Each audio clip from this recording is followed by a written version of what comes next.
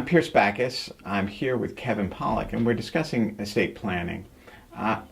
Kevin, I imagine that many of your clients come in asking about putting all of their assets in trust. What do they mean by that? And is that a good idea? When is that a good idea?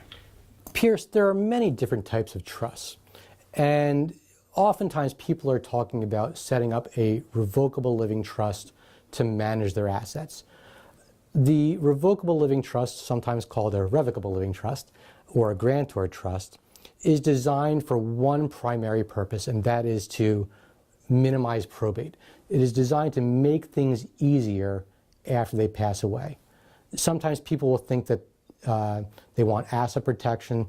That is a different type of trust. The revocable living trust is really designed to avoid having to go to court, because when you have a will, you have to probate the will, go through court, and then take that, and that takes a little while to get through the system.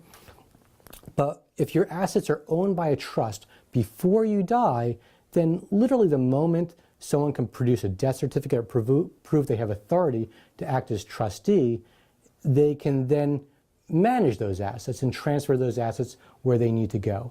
And that ability of minimizing the court process also minimizes the need for attorneys like ourselves, which keeps the cost down and makes things easy.